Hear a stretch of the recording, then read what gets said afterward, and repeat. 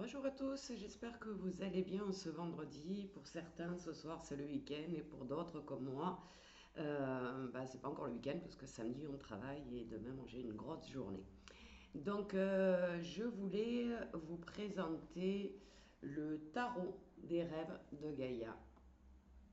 Donc il me tient à cœur parce que avant-hier j'ai proposé à une personne que j'ai eue qui était à la base une cliente et c'est quelqu'un avec qui j'ai beaucoup d'affinité et que j'apprécie beaucoup et elle n'allait pas très très bien donc je lui ai proposé de venir passer un moment avec moi pour que l'on puisse discuter et peut-être trouver une solution à son problème actuel. Donc elle est arrivée les bras chargés avec cet oracle, ce tarot des rêves de Gaïa et avec aussi l'oracle de la lumière blanche que vous avez déjà découvert à travers mes posts d'hier avec une carte que j'ai tirée là.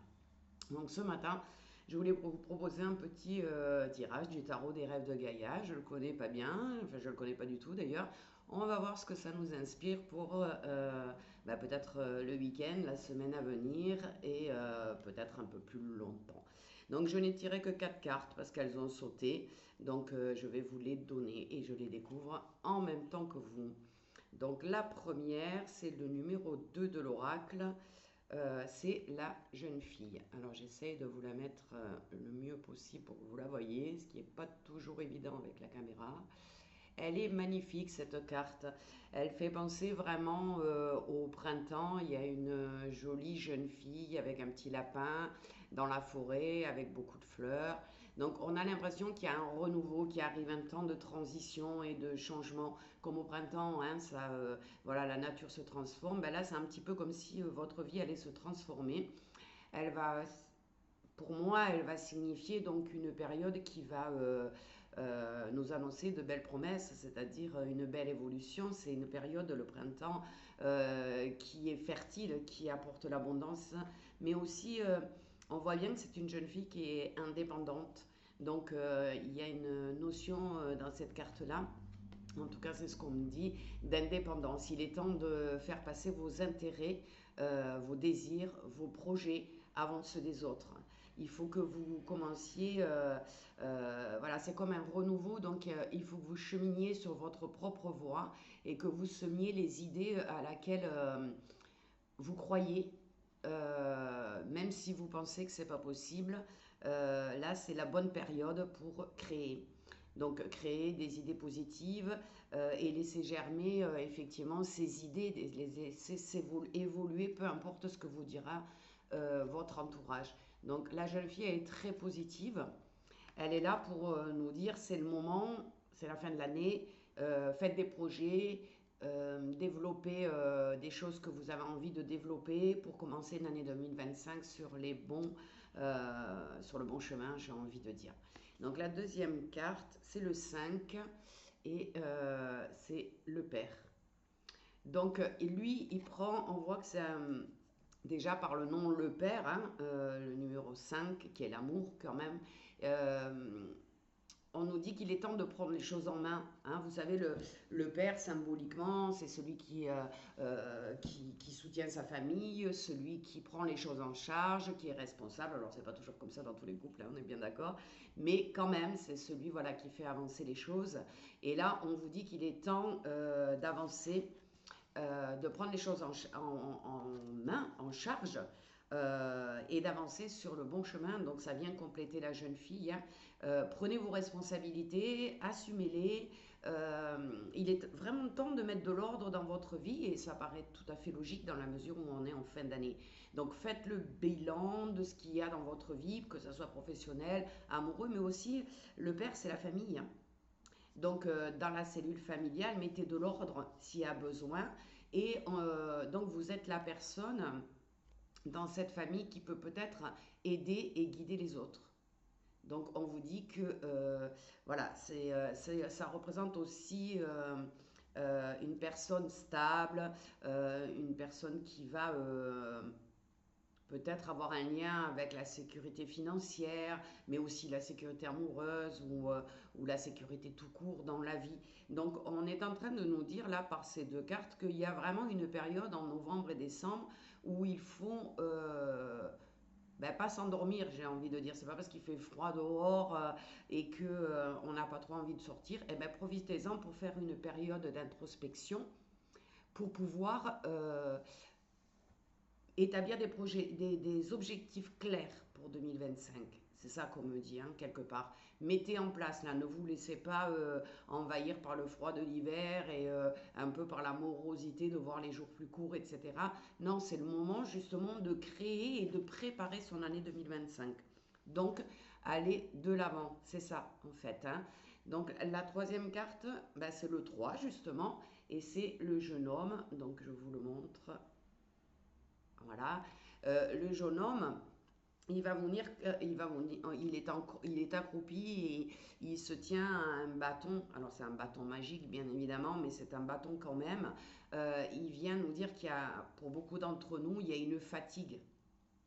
Un ras-le-bol de la routine, un peu de tout ce qui est répétitif et pas forcément positif.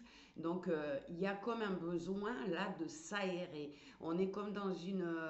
c'est un peu comme si vous alliez entamer une quête d'aventure, affirmer votre indépendance, on l'a vu avec la jeune fille, euh, mais aussi prendre des risques, on le voit avec le papa.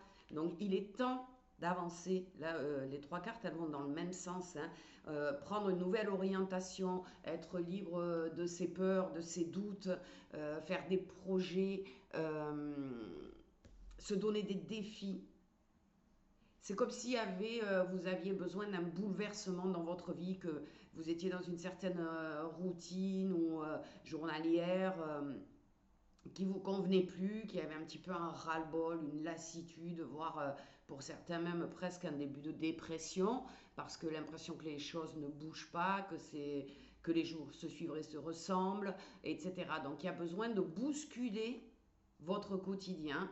Donc c'est pas le moment de faire des compromis, c'est le moment de faire de la communication et de la bonne communication, j'ai envie de dire, de ne pas se laisser influencer par les autres, d'avoir confiance en soi et d'avancer. Donc il y a vraiment cette énergie là hein, qui demande à sortir et qui demande à faire un changement dans vos habitudes et dans votre lassitude, j'ai envie de dire. Donc on va regarder la quatrième. Alors la quatrième, elle est très belle aussi. C'est le 1 de long. Le 1 de long. Alors, le 1 de long, il va nous dire quoi? J'ai vraiment un personnage. Il y a une araignée, donc ça veut bien dire aussi qu'elle tisse sa toile. Hein, elle tisse sa toile, elle prépare ses projets, comme si on prenait un agenda de 2025 et que déjà on établissait tout ce qu'on veut mettre en place. Il y a ça. Hein, ça nous parle aussi, vu la couleur et le dessin dessus, d'ouvrir notre cœur à d'autres expériences, à d'autres occasions. Et ça pourrait être aussi un symbole d'un nouvel amour ou alors d'une nouvelle amitié qui sera une très belle amitié. En tout cas, il y a un nouveau commencement. Donc vous avez vu que les quatre cartes, elles vont dans le même sens. Mettez-vous en mouvement. Affirmez-vous. Soyez indépendante. Choisissez ce que vous avez envie de vivre. Donc là, on me parle spontanément sans carte du destin. C'est comme si, à partir de maintenant, vous alliez commencer une quête de votre destin. Devenir un être complet, c'est-à-dire à part entière, sans peur, sans doute, en allant de l'avant, être un être peut-être plus connecté à la nature, à ce qui se passe dans l'invisible, pour atteindre le but final. Donc, dans votre introspection qu'on voyait tout à l'heure, posez-vous les bonnes questions. Qu'est-ce que je veux vraiment dans ma vie? Mais quelque chose qui est durable, quelque chose que je veux garder, conserver. Donc, on vous dit que tout simplement, vous êtes actuellement avec des doutes dans une recherche de réponse. qu'est-ce que je fais là, pourquoi il m'arrive tout ça, etc. Vous êtes dans voilà, dans un petit peu de manque de confiance dans cette période, de vous demander ce que vous allez devenir. Et bien tout simplement, en faisant de l'introspection, vous vous rendrez compte que la réponse à cette question, le secret, il est de regarder en soi qui on est vraiment et ce que l'on veut vraiment. Parce que parfois on se fixe des objectifs parce qu'on pense que ça va nous ramener plus de travail, parce qu'on pense que c'est bien pour les autres, etc., etc. Mais ça n'est pas forcément le but de notre vie. Qu'est-ce qu'on ressent au fond de nous? Écoutez votre cœur, ouvrez votre cœur, on vous le disait dans la carte 4. Euh, Ouvrez-vous à ce que vous êtes vraiment. Et n'ayez pas peur de demander dans l'invisible et de mettre des actions pour avoir ça, ce que vous voulez vraiment, et non pas des petites choses qui vous paraissent accessibles. D'accord? On nous parle d'une guérison des lignées aussi qui peut être nécessaire, c'est-à-dire qu'il y a peut-être des choses sur lesquelles vous avez travaillé, mais qui malgré ça sont toujours là. Donc je veux dire des blocages pour l'abondance, des blocages en amour, des blocages au niveau professionnel, au niveau financier, au niveau, à tous les niveaux. Ça peut être aussi l'abondance de santé. Alors essayez de faire une introspection. Essayez de noter un petit peu ce que vos parents ont pu vous transmettre des générations d'avant, quels sont les blocages, quelles sont les choses que vous avez travaillées et qui pourtant vous impactent toujours. Donc sachant que ce qui vient de l'hérédité, hein, des liens héréditaires négatifs comme je les appelle, vous ne pouvez pas les travailler vous dans de l'hypnose ou de quoi que ce soit. Il faut vraiment couper les liens héréditaires négatifs. Et c'est votre âme qui peut faire ça. Donc c'est un travail avec l'âme qui est important d'être fait si vous avez des blocages, des schémas répétitifs et que vous avez déjà essayé de les travailler et que ça n'a pas fonctionné. Donc on me dit quand même que